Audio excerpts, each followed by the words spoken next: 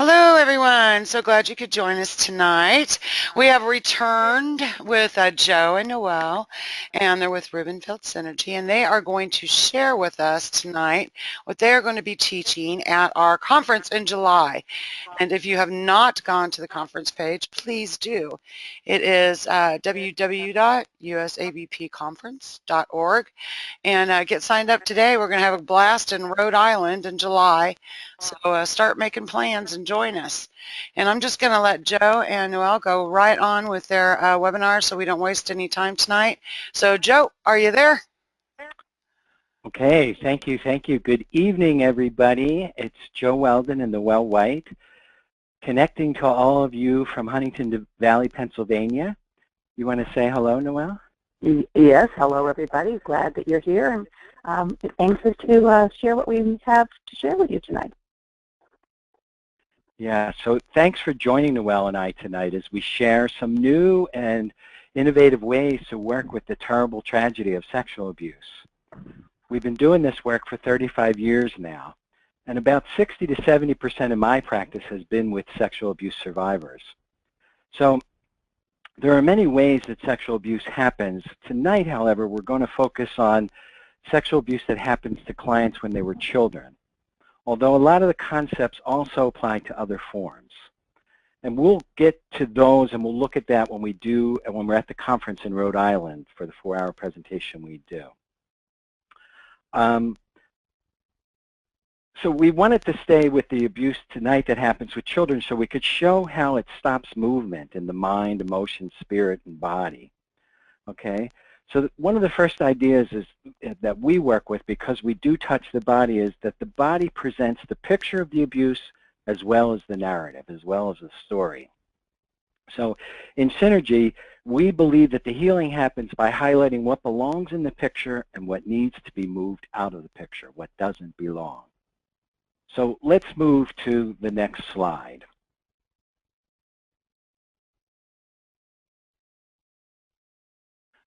So in our work, we look at sexual abuse as a home invasion, because it invades the body, the mind, the emotions, and the spirit. And we have that sense over the years of working with it that it's an invasion. It comes in. And there's many entry points for the abuser to break into. And tonight we're going to look at the 4 major ones that I just mentioned.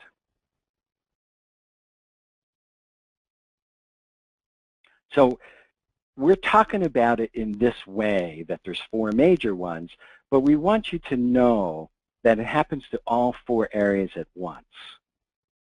So in that way, a sexual abuser places themselves equally in the picture of one's life as well as their story. Okay. So entry point number 1, okay, that we look at is the mind. The mind is broken into through the belief system. Abusers place what they want their victims to believe inside the victim's minds using suggestive phrases. So sexual abusers covet like self-doubt. So don't go to the next. Can you just go back to the last one? Yeah, thank you. So that's what they do. They suggest self-doubt into the belief system of their victims. So young minds are suggestive, and abusers like it that way. So in a moment, we'll go to the next one. You probably saw a little bit of it. But I want to talk to you about this idea of the state. When all 4 of these states are entered at the same time, the way we look at it in Synergy is we look at sexual abuse as an affliction. An affliction means it's a state of pain, mental, physical, emotional, and spiritual pain. It's disaster. It's a catastrophe. It's a state of distress, grief, misery. So affliction is a state. So in our work, we talk a lot about that idea. If it's a state, then we have to use statements to help people rather than just questions. Okay? And this is a state that a person will come in to work with us. They're in these states. So the opposite of affliction is relief, comfort, solace, which is what we provide through our touch and our talk. Now, affliction is important because a lot of the time sexual abuse is treated, just the affect of it is treated, the emotion and the feelings. But as an affliction, it means we have to look at all four of these. So we start with the mind, just to start there, and I want to show you some of the suggestive phrases that are used. So let's go to the next slide now. Okay. So some suggestive phrases: you will like this, you want this, you are special, you are the holder of a special secret. So there's many, many suggestive statements, but just notice the you. What the abuser does is keep using that idea, you, places it inside of you. These are just a few. In the 4-hour workshop, we'll list more. We'll look at more of these. We'll start to look at how different ones affect the body and the emotions and the mind in different ways. Yeah, and Joe, I want to just underscore what you were saying about the you, why that's so important, because they're not saying I will like this, I want this. So they really are putting the onus, which is that's one of the things that so many victims of sexual abuse do, is they carry the fault or the responsibility. And this is one of the ways that they really make that happen. Thank you. That's great, because that's what they do. That's the first phrasing they'll use. They don't say I, they say you. And that's real important to what Noelle said. That starts to put the onus on you. Okay. So let's go to the next. So next they break into the mind through implicit and explicit threats. Okay, you will hurt others if you tell. You will hurt me if you tell, the abuser. You will be hurt if you tell. You will lose love and care if you tell. So again, notice the you. So these threats and these suggestions put together, that becomes a mind that's thoroughly, the way we look at it, is broken into. The abuser's beliefs, the abused beliefs, the one being abused, are replaced. They're placed outside of reach of the one being abused by the abuser. And they're replaced with the abuser's thoughts, beliefs, ideas. Okay? And I like the picture here, because if you can notice on that picture, it really looks to me like that when we're working with somebody, like there's this exchange that, somehow they're, taking over. It's like mind control from that perspective. Okay. So the next place we want to look at, if we go to the next slide, is, and we're calling them entry points because that's where they enter, but really the language we use is that's where they break into. Okay. So the emotions. So the emotions are broken into through the heart's nervous system.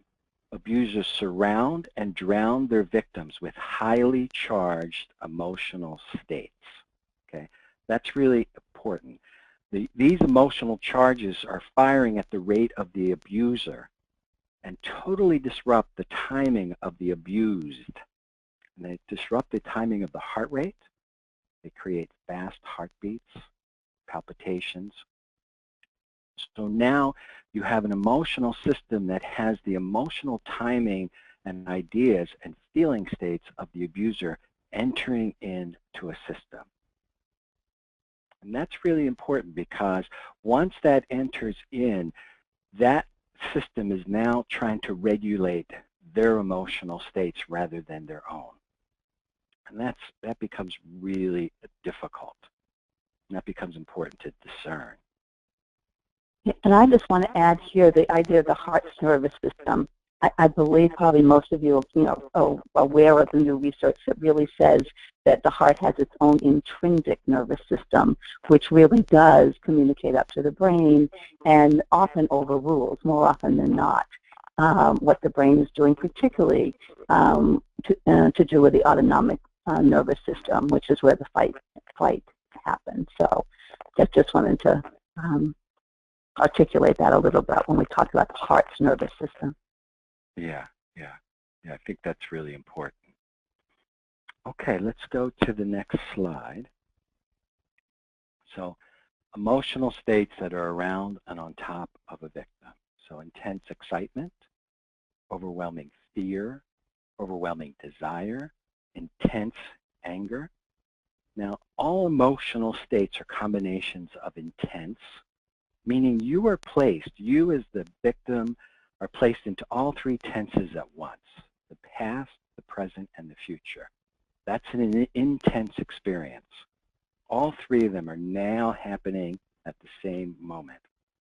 And overwhelm, which in our work we look at because of the body idea as overwhelm meaning position rather than amount. It's not how much, it's usually an abuser is over or on top of their victims.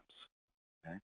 So that's an important idea because a lot of times when people think that there's overwhelm or they're overdoing it or they're, they think of it more as amount, and when we use the body, we get to know that as position, that they're dealing with what has been over them.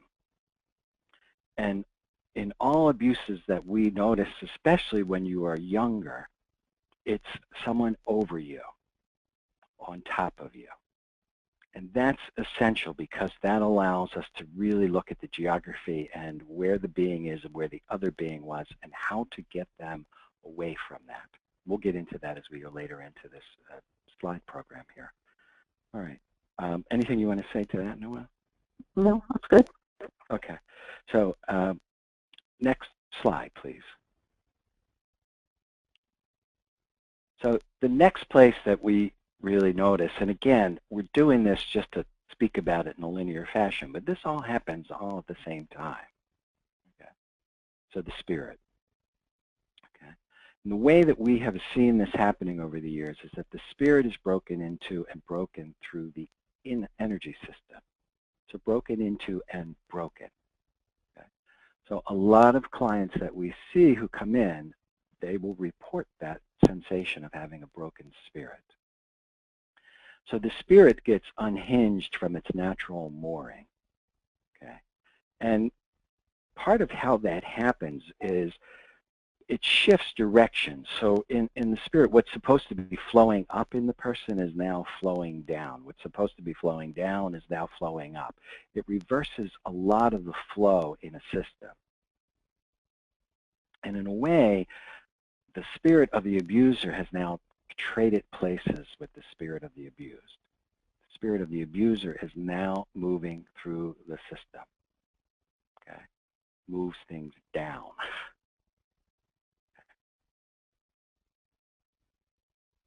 All right, let's go to the next slide.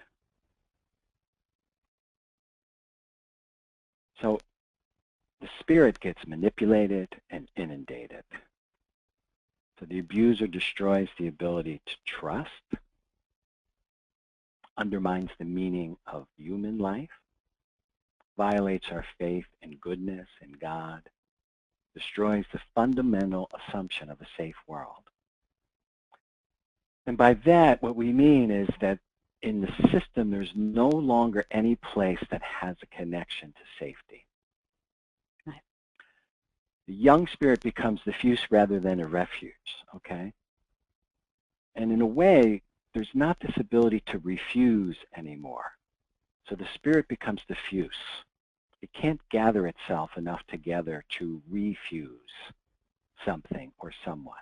Okay? There's no ability there because that's taken away. Right? So the adult spirit now overcomes the child. Okay? So that spirit once again enters into the system. And in a way, what we recognize a lot is that the child spirit becomes ancient. So sometimes we'll notice, and maybe you notice this in people that you work with, that people seem so much older or ancient or wise beyond their years. And a lot of times we'll see that this is connected to this kind of abuse. That somehow when the spirit gets inundated and overwhelmed and manipulated, that the natural kind of developmental phase that a spiritual being would go through is not able to happen because it's already been pushed out of the system. All right. Let's go. And I think as I read, oh, go ahead. No, go ahead. Go ahead. I was just going to say that, you know, in the first column here, when you talk about destroying somebody's ability to trust, and as Joe said, this is, you know, future, you know, that moment, but forever. To rebuild that sense of trust of another human being, even of themselves and what they know and what they believe. Everything is like they're shaken to their core because they get to the spirit. And when it really violates that faith and goodness, like what happened to a good world and safety? I just think that these are such heinous results of what happens here that are so long-lasting. It takes such a long time to move through and heal. Yeah, and I think that idea of like what it means to trust, especially when you're younger, gets again, you know, manipulated. So it's manipulated into this idea that you're supposed to trust what you're told by this person who is now injuring you. So that it gets pushed again out of the system, like it destroys your own ability again to recognize what safety really is for you. It's almost like you don't ever really fully get to know that. And that's important because a lot of the times as we're using touch and talk, we're reintroducing imagery and ideas that have to do with what it means to be safe, what that would look like. And a lot of times people will say, I don't know, I don't even have a clue, I can't get a picture of it. I actually remember a person, a roommate of mine, who was an incest survivor, and she said, Noelle, to ask me to have a boundary to know what place could be safe, you might as well ask me to go to the moon. It's not a concept that lives in my being. Yeah, and that's a great way that she says it, and that's what you'll hear. It's not a concept that lives here, okay? Because what's living there is the abuser's idea of safety or of trust, of what that supposedly means. So what that tells us when we go to treat somebody is that we have to help them develop those concepts. And yeah, go ahead. I was just going to say another word that pops into my mind is innocence. Like they steal their innocence, which I think it connects to the spirit as well. Mm-hmm. Yeah.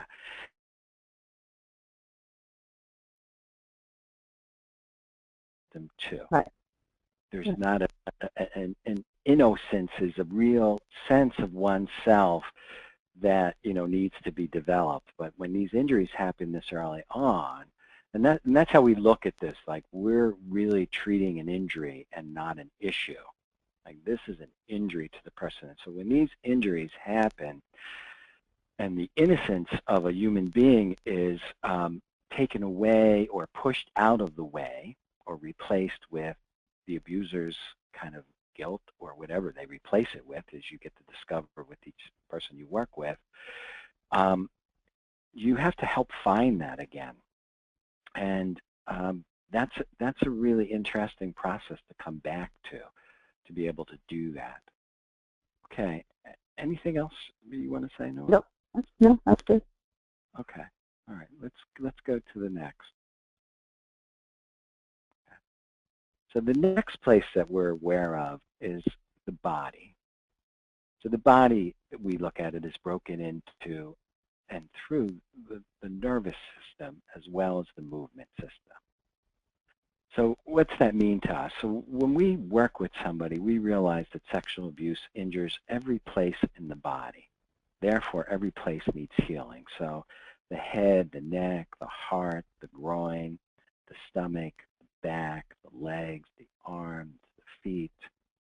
So we hear a lot of this language used. I'm sure you do too when you see clients, those of you that see clients, you know, that people talk about being defeated, or they can't stomach it, or it's on their back, or they were disarmed, or their legs were taken out from underneath them. Okay?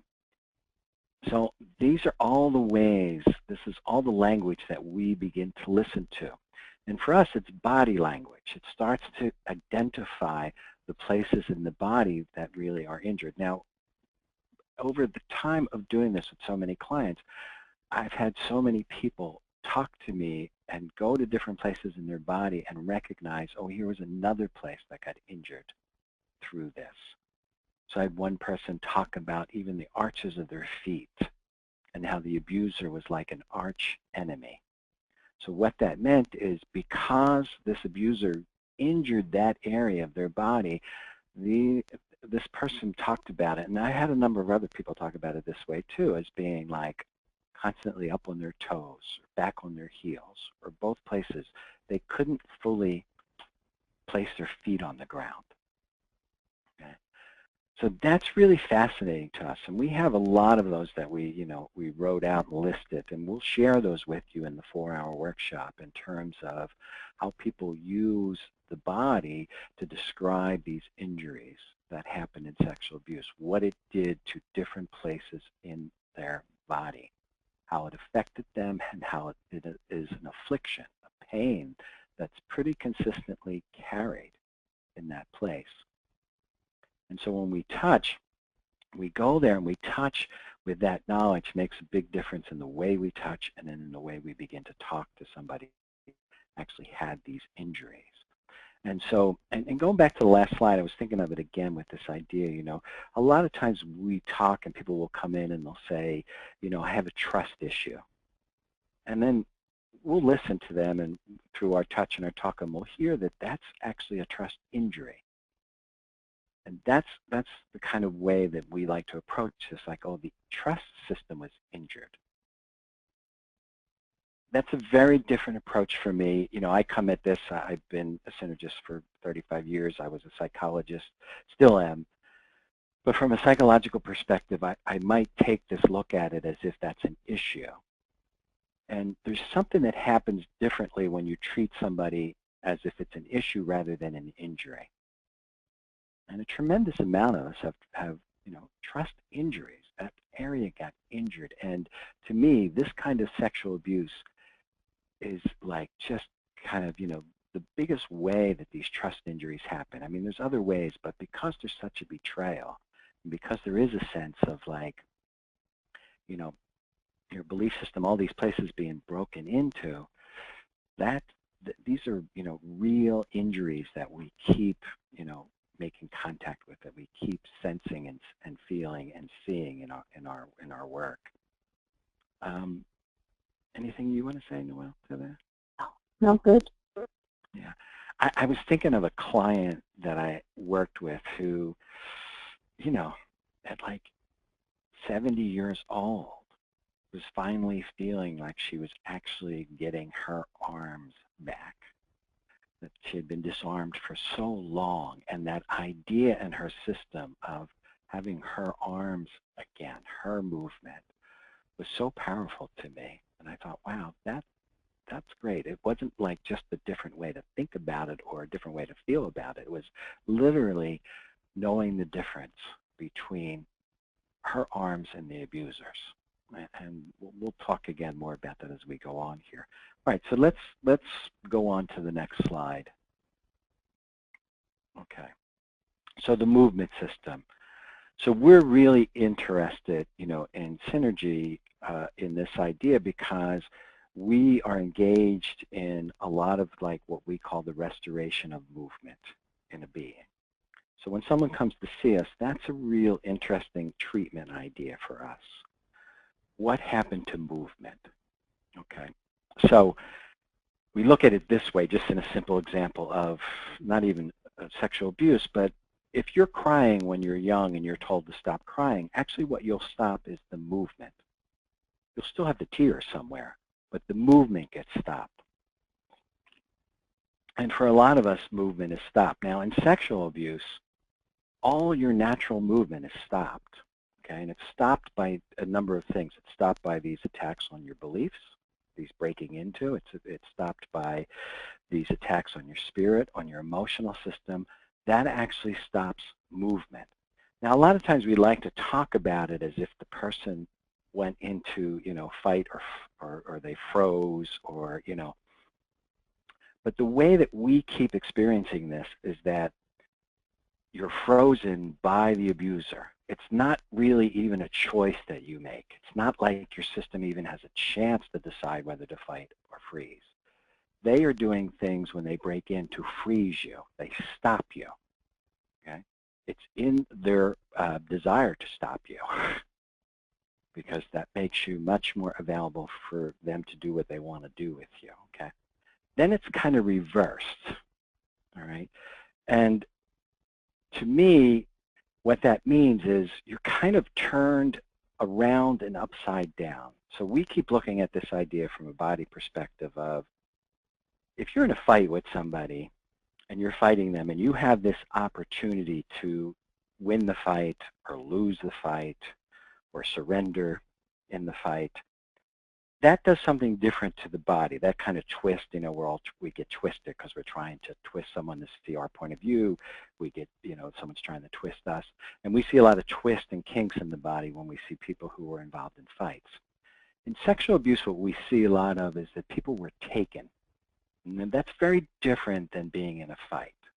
That means you were taken, you were stopped.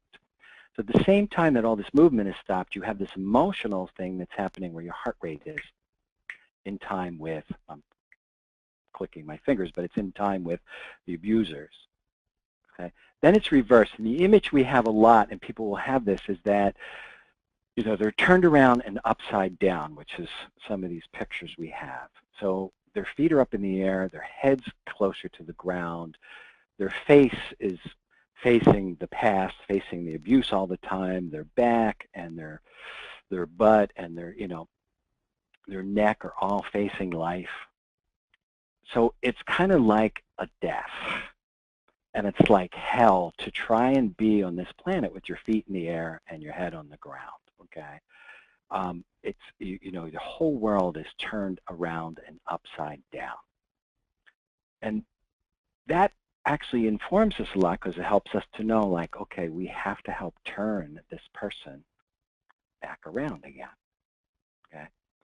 Now, to me, as I look at this, I think a lot of the reasons that abusers do this, and I'm looking at it from their perspective, is they want you turned around and upside down because it's harder, they take away your ability to turn in your life then. You can't turn, so you're less likely to turn them in. Or if you do, the story's less likely to be believed because you're so disoriented. And a lot of the times, people have had that experience of being so disoriented, and then they were not trusted.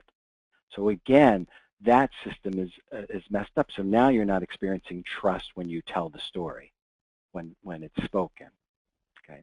Very interesting how it goes from the person who gets abused to the people they even begin to talk to about it, and how they begin to experience some of the abuser's energy coming to them. It upsets whole systems. I've seen families get just, disoriented, turned around and upside down. So, and the movement system is so essential to our life. So if you could imagine, as weird as it sounds, but energetically having your head on the ground and your feet in the air, your whole system life becomes really, like a pain in the ass and in the neck. Sorry to say the language that way, but, and in that way, your breathing stops. Different things happen. It's really movement that stops. So let's go to the next slide, and that will show a little bit more of what we're talking about. So when all this happens, these are the things that we notice in the body, right? Okay, so the spine is weighted. So to grow up, you have to move through all this downward movement that's on top of you that's coming, okay? So not only is it downward, but you're upside down. The world's upside down, but it's actually you that's upside down. The world's where it was. But the world seems upside down because your sense of the world. Okay, and so when the spine gets weighted like that, it loses its ability to lengthen. Okay, and a spine that can't lengthen will never be able to help the emotions and the mind and the spirit to feel like it can be long again. Okay. This is an important idea as far as the body and the mind, emotions, and spirits, that length is what allows us to feel like we belong in the world, that we can have our longings and we can have our length. Okay?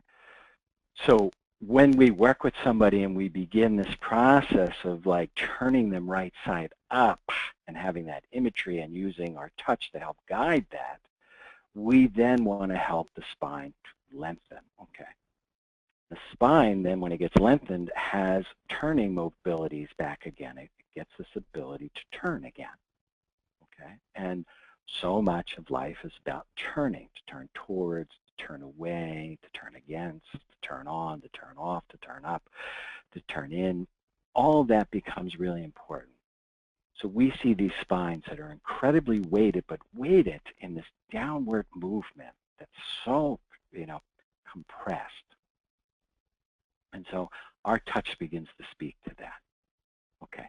So the ribs don't move. We put breathing as stop, but really what we're saying is movement is stopped. So the imagery that people have a lot of the times, and it's really powerful to me, is like they'll have sensation. Like I had one client, this was, her sensation. It's like she felt like the world is breathing her rather than her breathing the world. It's like she's getting air, but it's not through the movement of her own body and her own ribs. It's like as if the world's just pushing the air in and out. She's still getting the air, but it's not from her perspective. So when we work with that, we want to restore that movement because that allows you to feel like you're now breathing the world again. You're breathing the air. Okay. So of course, life force is blocked. Okay, which makes sense because when you don't have movement and you can't do that, you can't feel like a sense of life. That's why it feels like death. That's why it feels like you're in hell. It's just so weighted. Okay. The head is on the ground, the feet is in the air, and the horizon is lost. This is an important idea because you lose the horizontal and you go very vertical. Everything becomes vertical. It's all about ups and downs. There's no horizon. There's no widening out. And in a body, the horizon is important because when our head is right side up and we are looking at the horizon, we scan about every 30, 40 seconds the horizon to make sure that we're safe. Okay? So we recognize when you can't do that, you're going to have a tremendous amount of anxiety because that movement actually helps you deal with anxiety. It lets you know, I can look around and know the world's safe. When your head's on upside down like that, you absolutely lose that sense of safety. It's what we said in a slide a couple slides ago. So I'm aware that I'm giving a lot of information. I feel like I'm so full of it as I've been preparing for this, and I just want to stop a moment and just, if it's okay, Linda, if there's any questions or comments so far before we move.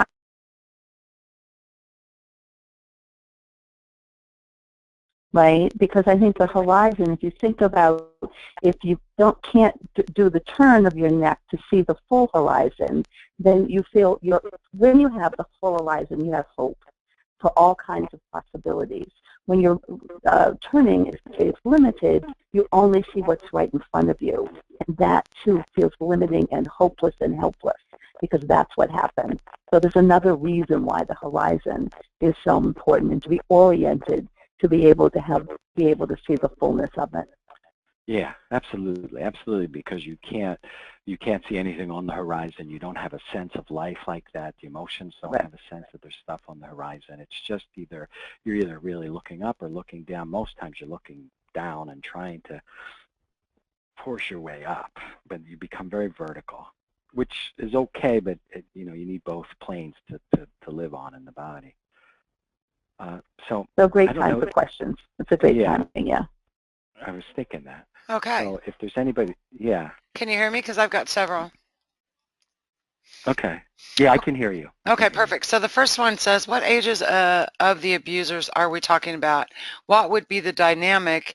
Is the abuser is a couple years older, 4 years old to 10 years old, being the abuser, of course, the older. Oh, I understand it now. I couldn't really grab that. Did you get that? No, say it again. Okay.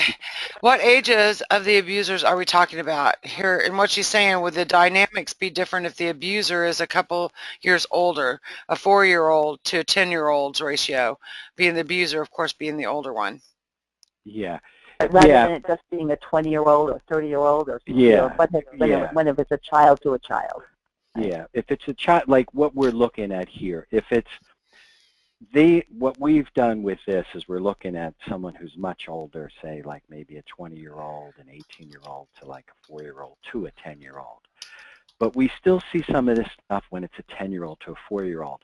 Actually, what we find a lot of is the 10-year-old who usually is doing it to the 4-year-old, when we talk to the 10-year-old, we find out that they have had somebody doing this to them. Not always, but often. So you have some of that same energy that's coming through that 10-year-old to the 4-year-old. Okay, so you will have some of similar dynamics that we're describing here because 10-year-old is 6 years older. They're not fully developed in that sexual realm, which makes it, you know, really interesting from that perspective, and yet they present as if they are. And that's usually how we discover that there's something that was happening to them. And that's always fascinating. That's one of the first things we begin to kind of think about. Okay, I'm not saying it's all the time, but boy, a lot of good that I don't know the exact numbers, but it's a lot of the time when we see that dynamic, we usually see that the 10-year-old has experienced some form of this, and they're now just moving it to a younger person. And we've seen that. I've had cases where, you know, 6, 7, 8-year-olds were doing sexual things to older people and, you know, trying to touch in places and do things, and then discovered that they had been, you know, sexually abused. So we've seen it go in the other direction also, which is really fascinating. Now, it doesn't have the same thing that happens. Usually it shows us what happened to the person doing it, to the 8-year-old that's doing it. But I had a number of cases that were like that. That's how we first kind of got the cue and the clue that this was going on. Anything you want to say to it, Noelle? No, that's good. Okay. Another question? Another one is, do you ever see physical paralysis for a period of time after an abuse incident? Yeah, I have with people that I've worked with. Now, I'm not going to call it paralysis in the same way. Like, I've worked with people who have had, you know, car accidents and head injuries. It's similar, though, you know, because it's still a nervous system injury that we're describing. But in other words, they are really stilted in their ability to move. So that's what I would call it as paralysis. I haven't seen it to the degree where they literally had to be in a wheelchair and had to be pushed around. But I've seen either, you know, the ribs paralyzed, the chest, you know, I go to a lot of areas. Walking was really stilted.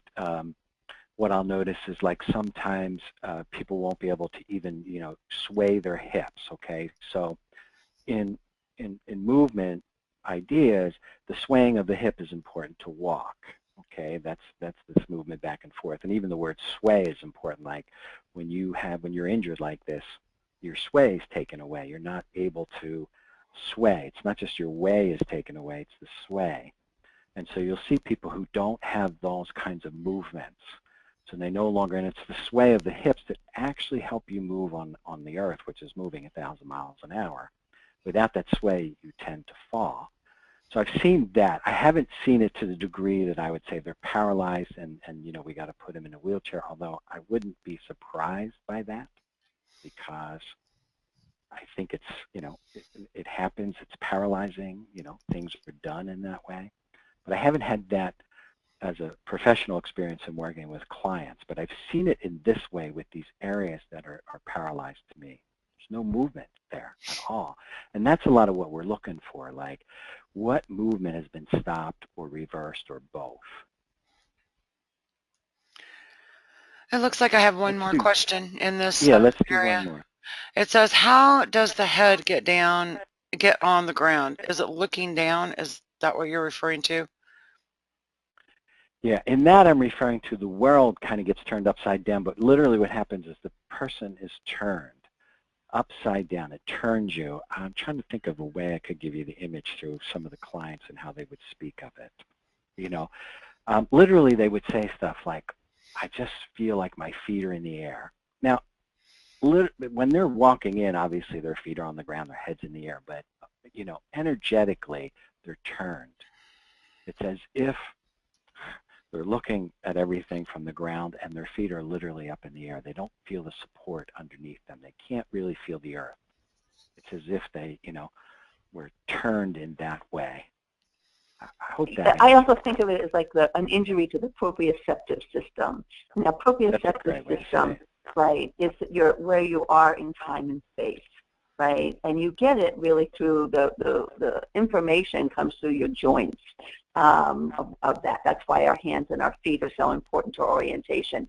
But the proprioceptive system is the sense of self, and that gets turned upside down, disoriented. I don't know what all the words are, but if you get more of a sense of that, it's not a literal, but there's a sense of not being oriented upright in the world.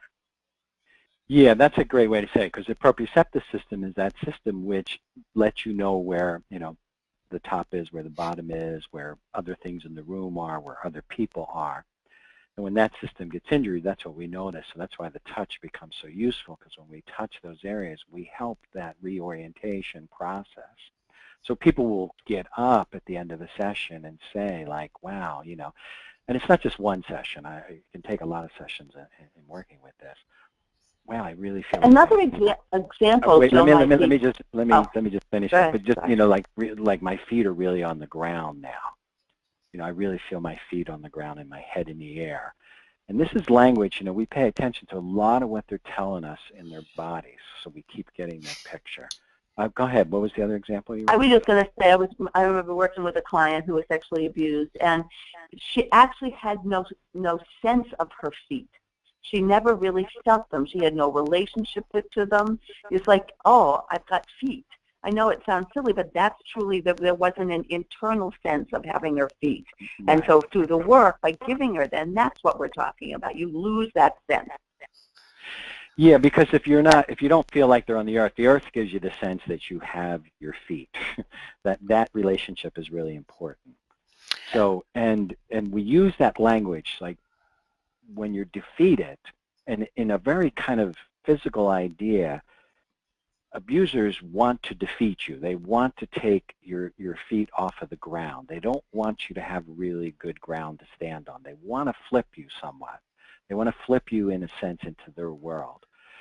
And there's a lot of reasons for that. And years ago, it was really fascinating to me. I did work with, for about 3 months, abusers, mostly because I wanted to really get what their thinking was, because I thought it would really help me work with people who were abused. And some of the stuff they told me was really fascinating to me in terms of these body ideas. So I had a number of them say stuff to me like, if you really wanted to stop us, the best thing to do would be to cut off our hands, not to castrate us, because then we couldn't grab a hold of people and orient them the way we wanted to orient them. And that always stayed with me. That was really powerful. I thought, wow, that's, an interesting idea. And this was coming from a number of the people who actually were doing these, terrible acts. And that was very powerful to me. So it's that idea, like that's how we keep seeing it, hearing it, and I think you can notice it sometimes as you see people, that you'll notice, wow, they don't look like they're really on the ground. They're walking, but you don't get a sense that they're really grounded in that way. Quickly, I want to touch on this, and I think you kind of already did, but it's kind of a two-part thing in that it says, one person says, this makes so much sense, especially that many of my clients feel dizzy and confused, lost, and are lacking in their place of the world, followed by somebody else saying, have you seen it when a child has been abused at a really young age, and then later started to work through the trauma, experience immobilization like back injuries or sacrum or... Oh, yeah, like we've seen, I'm sorry, did you finish? Yeah, I'm done. Okay. Yeah, that's great, whoever said that. Right, that's that idea of dizzy, disoriented. And we have seen it, one of the ways we see it, and by sight, we're talking about our hands because we're feeling it in our hands because we're using touch. So one of the places really is the tailbone. So the tailbone for a lot of people that have been abused this way, it goes up and in like a tail between the legs phenomena, okay? Which, you know, you see in an animal will do that, which is to cover your genitals, which is, you know, and we'll feel that. We'll see how that is moved in that way. So when that tail bone is in that direction, it's hard then for a person to really sway their hips. And that's what we're looking at. They can't sway. It's hard for them to support the movements up in their arms and shoulders. So we do a lot even in movement to help that spot soften.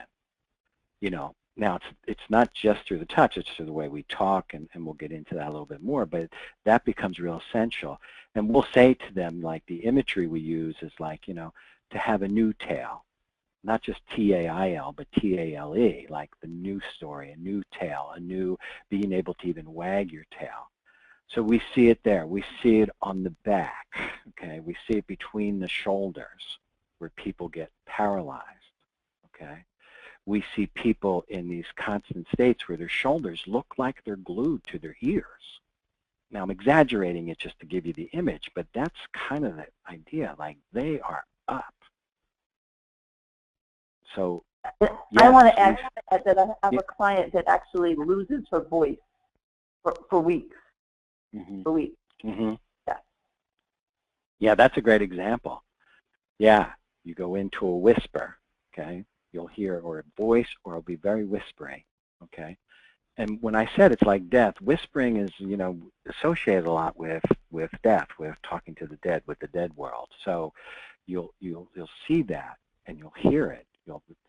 They won't be able to get to this voice that's in there.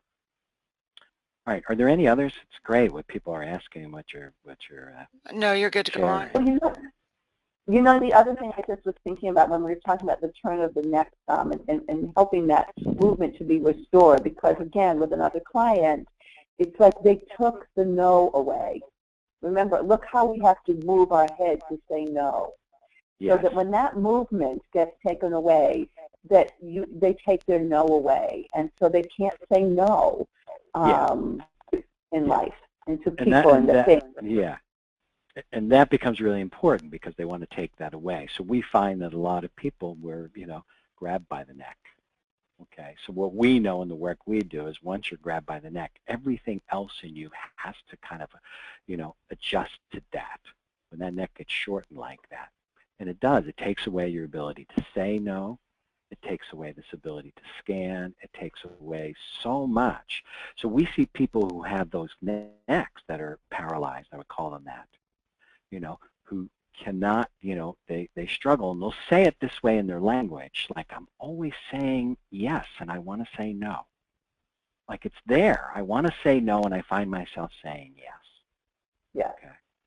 And we'll find, like, yeah, that's the only movement that they have available in their body.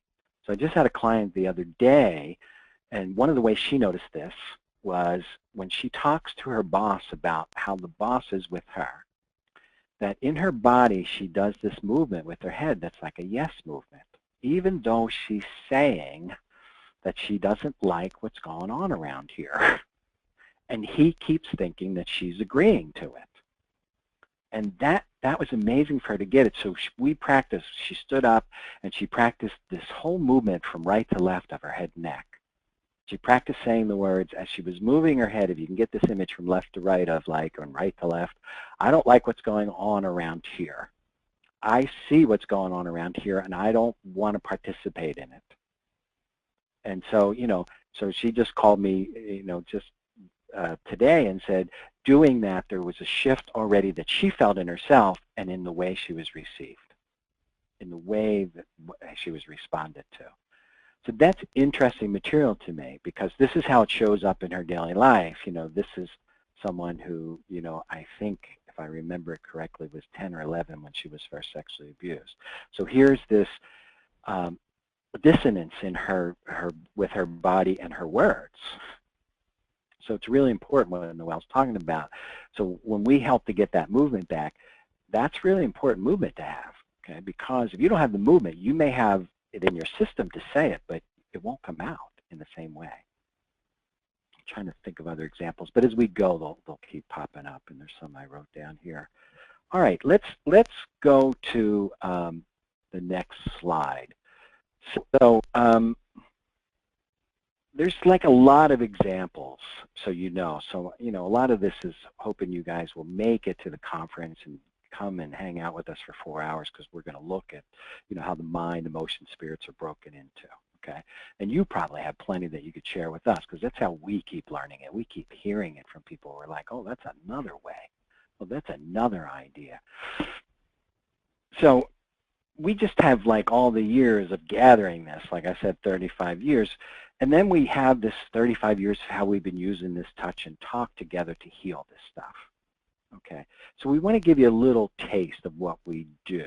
Okay, and again, in the workshop, we're going to do a demonstration of the work. We're going to show it to you. We're going to even just show you the touch and how we use it, and hopefully we'll have you do some of it with one another the way we have it set up to do. It will be very much an experiential 4 hours. Okay, so healing the mind. And again, you know, as we do each one of these, we're affecting all the others, but we just use it in this way. In other words, we're just breaking it down this way to talk about it, to teach it, okay? So when we think of healing the mind, these are through the clarity of tone in our touch and the truth of the talk, the client's mind can discriminate their beliefs from the belief of the abuser. So we do a lot. We listen to the tones. We provide tones that help make that discrimination possible again. Okay, and it's been very fascinating to me, this process, because people will know it. So I want to give you an example. I worked one time with this woman, and it was her father who sexually abused her. It was an incest person that I worked with. And she kept talking about having all this incredible rage in her system that she didn't seem to be able to get rid of. And she had been in a lot of therapy and kept trying to express it, and, you know, had hit a lot of pillows and screamed a lot to, you know, to her throat hurt. And what was wrong with her that she just couldn't get this rage out of her, and she wanted to do some of that work with me. And I said, okay, that's fine, and I'll do that with you. But before I do, I just have a question for you. And you know, and my hands were under her shoulder. And I said to her, just check in and see how much of it is your rage.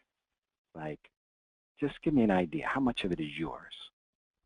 And so I felt her shoulder get really soft, and then she kind of opened her eyes, and she looked at me, and I felt her shoulder just soften right into my hands. And she goes, none of it. None of it. I'm not a rageful person. And I go, okay. She goes, my dad was rageful. It's his. Okay. So that was such a moment for her, because then we could go like, yeah, you can express rage. You do for 10 years, and, you know, you're not going to express it. So what we did was discriminate. How is your shoulder different than his? Okay. How is your anger different? We went through this process, and her whole body just began to soften. And it was the first time for her in a long time where she was like, that was all his. This is me. Okay? This is what I believe. This is what I think. Okay? And it was interesting to me because I had worked with her for a while, so I'm not suggesting this happened in one session. I've been seeing her for a while. But I didn't have a sense of her as having a lot of rage. And so that's a question I'll ask a lot. Like, and every time I ask it, people can almost immediately go, yeah, you know, they start to be able to identify it. Okay. And something happens when there's that discrimination or differentiation. It somehow it can melt away, can leave the system much more readily when you think than when you think it's your own. When you really get clear that it's not yours, something quite happens. Yeah, and I think that kind of suggestions, that's what we do. We put in those, you know, that suggestion again to discriminate. Is it yours? And how often we may treat it immediately like as if it's the being's. as if it's the one who's abused, as if it's theirs. And I'm always on the lookout for like energies that really may not be theirs, that they're still trying to process or metabolize through their own system. And, you know, that's why we use this kind of language, like we can't take anybody else's crap, because we're not designed to metabolize anybody else's crap. It will kill us. So we combat that, you know, with kind of going back to the wisdom of that being, the sagacity of the being. We say, you know, we trust that you know, somewhere in you knows.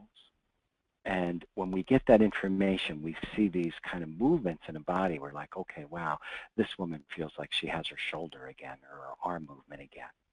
She's clear. This is how my shoulder is different. This is, you know, and we do a lot of it like through those ideas. And the other idea that we have, you know, because we call it like, it's like transformative touch and truthful talk, you know, that we like to call the synergy work, you know, as best that we can practice that skill of it, you know. And we look at it as restoring these balances when you discriminate. So, you know, some of the balances that get restored in the mind, or, you know, you start really knowing the difference between yearning and yielding. And that's an important difference to know in movement in your life.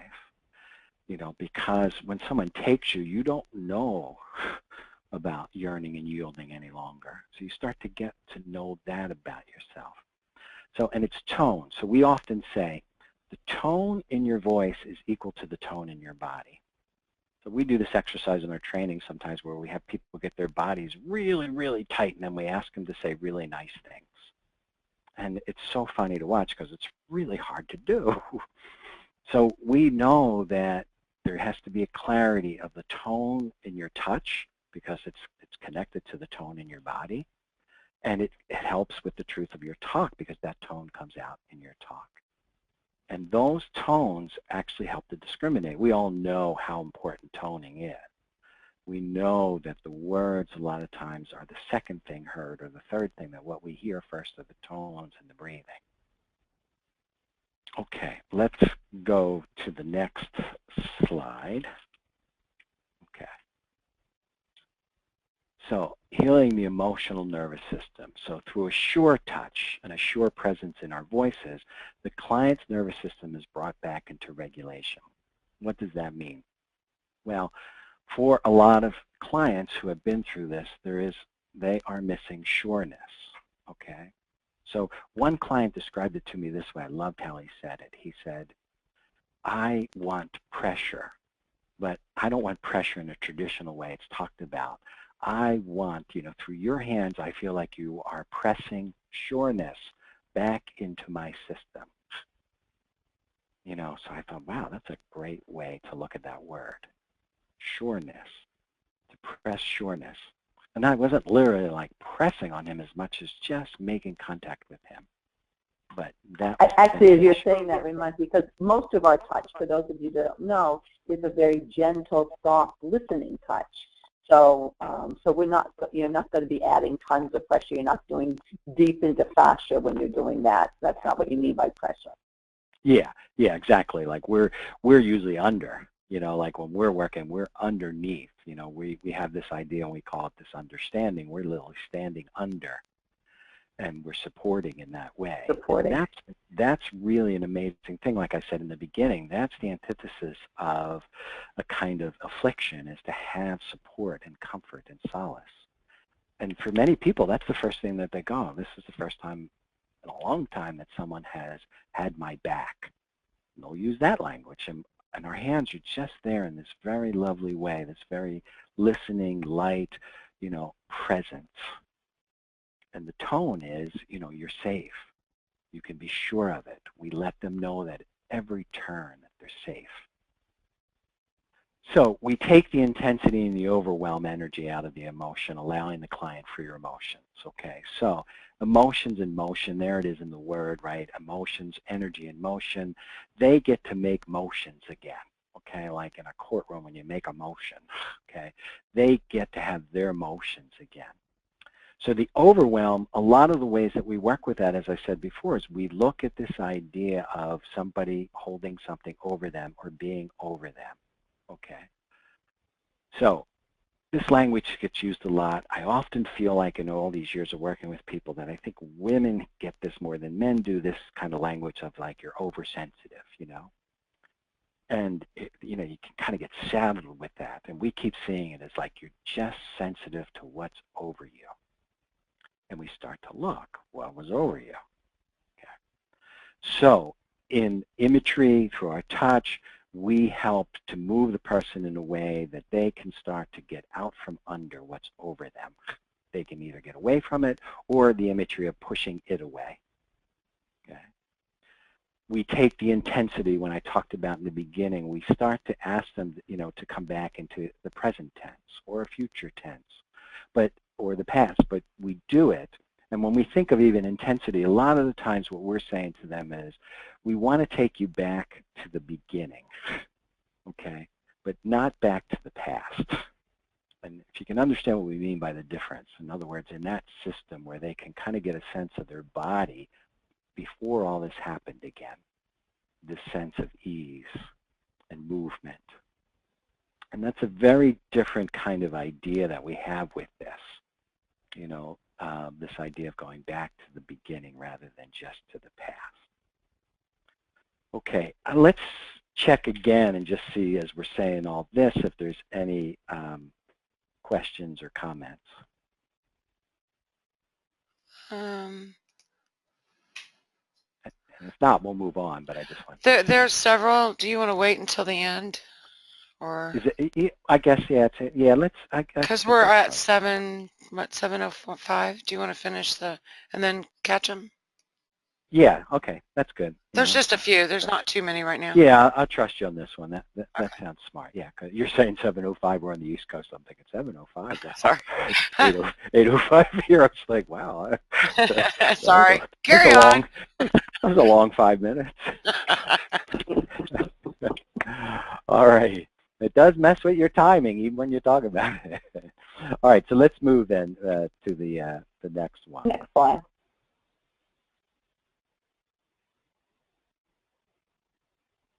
So healing the spirit. Okay. Were you going to say something, Noelle? Is that you talking, or? No, I just noticed the G fell down. No, that's all. Oh, yeah, I was noticing that too. I'm not sure what happened to it. Okay, so through directional touch and clear directions, we point the way out of the depths of despair. As the body gets lighter, so does the spirit. All right, so that's a really important idea for us, because we look, and I said this in the beginning, we're really clear that when someone's in a state, you have to work with them a lot with statements. So your touch has to have a statement in it, your voice has to have a statement in it. If you're on a quest, that's different, then you may want to use more questions, okay? So giving direction is really important. So there's a point like, what happens when this all gets disoriented and turned upside down? We all kind of know these ideas, and I'll just say them. There's these ideas of connection, protection, direction, and correction, okay?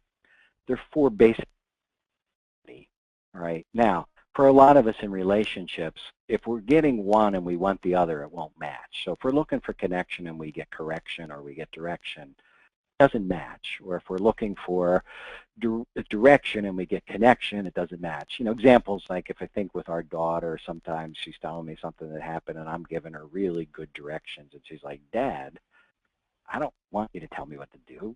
She wants a connection. Other days she's telling me something and I give her like a connection and she's like, tell me what to do. Okay, so we're clear when we go to touch somebody that there's directional touch that actually moves them towards something. We point the way. This is the way out. Okay, you know, so you get lighter. And that becomes really important to us, okay? So there's connectional touch that we do too. That's obvious in the way we first say hello to somebody, okay? There's protection that we do also. So as the body gets lighter, so does the spirit. That's an important idea. We look at is we say that this kind of touch and talk, it moves out the vicious ideas, the vicious one, the abuser, the unmovable, out of the cycle, and hopefully we begin to restore the virtue, you know, so it becomes a virtuous cycle rather than a vicious one. So they can experience their spirit again. Okay, and that becomes a really important idea, when people can have that sense of their own spirit again in such a way that they begin to feel their own virtues or the virtues of the world or of life around them. Okay. And the other idea that we talk about with the spirit when we heal it is like when every place is hurt in the body, the spirit becomes saturated and begins to drown. There's no air, there's no lift.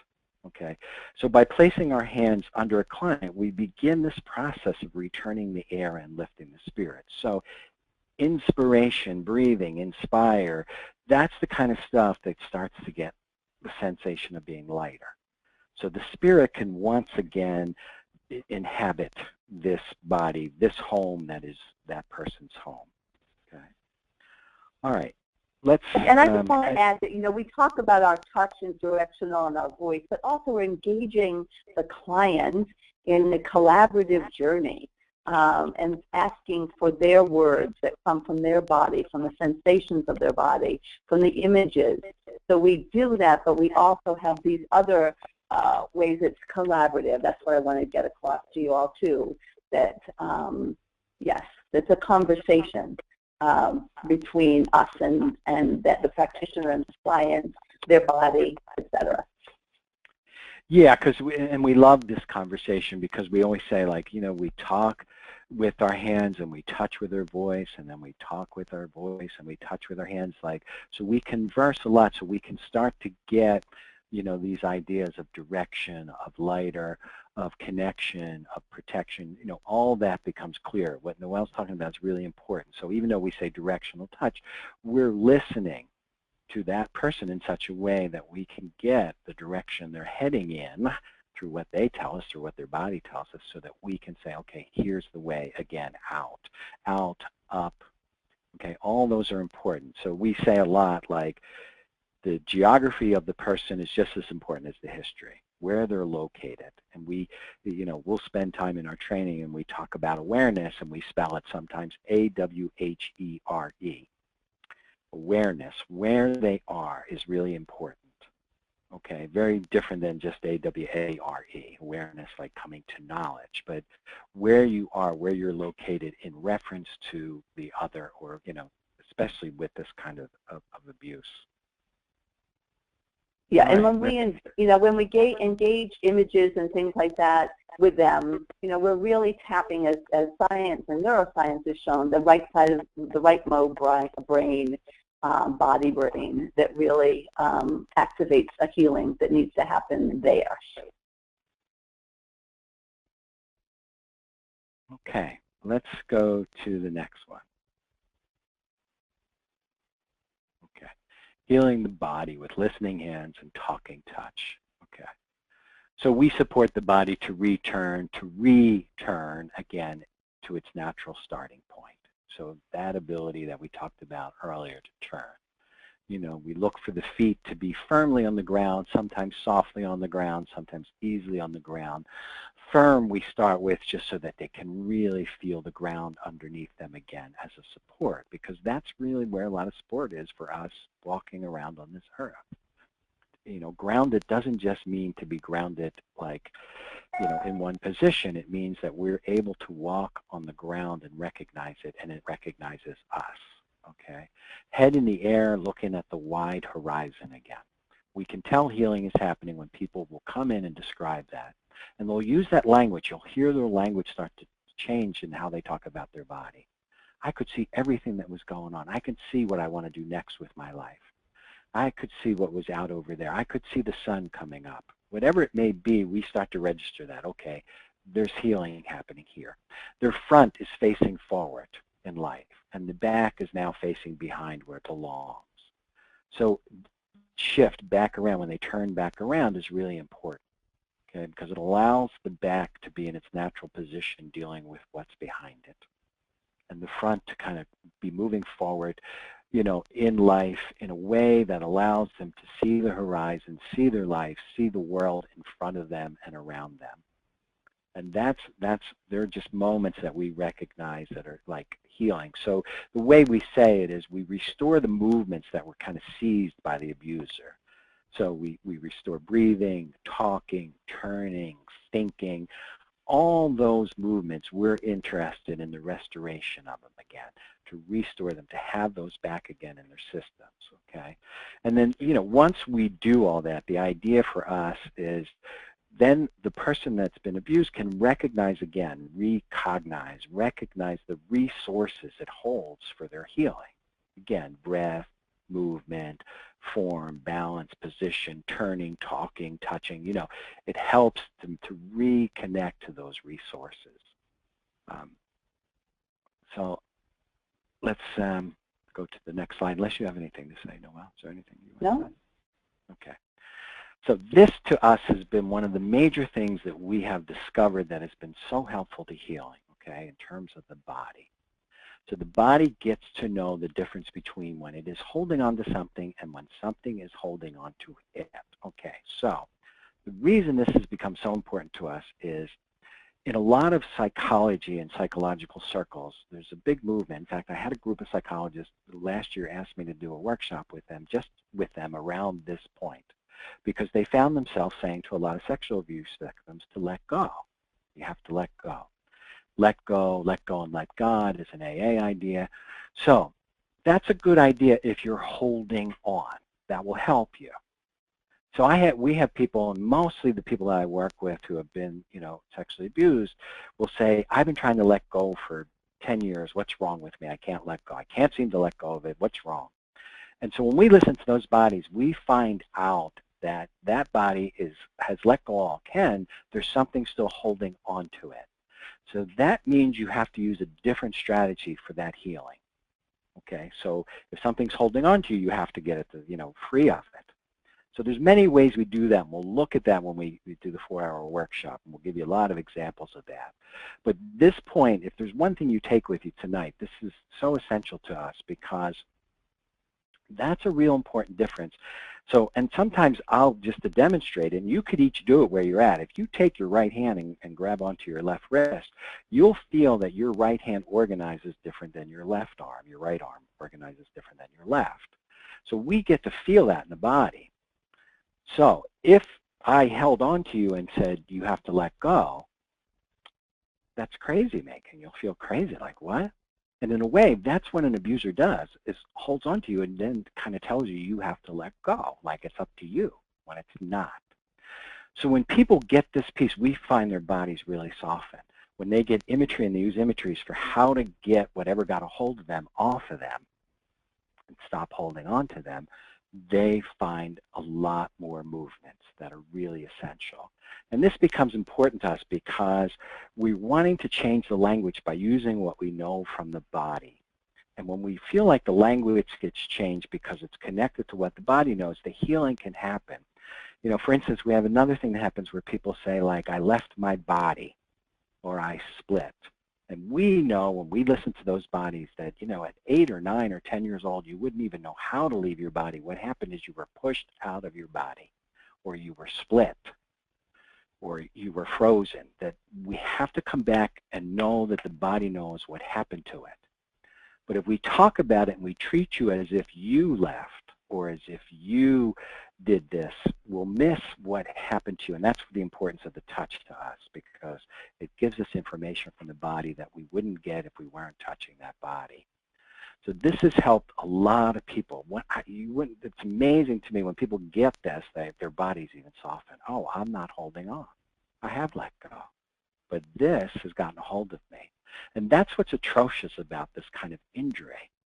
It can get a hold of you for years and years. And we have to be careful as professionals that we don't keep telling people that they're holding it, or they're holding on to it, or you have to get over it when it's something that was over them. So the language becomes important to me that way for healing. And it's language that we really kind of harvest from the body through the way that we touch.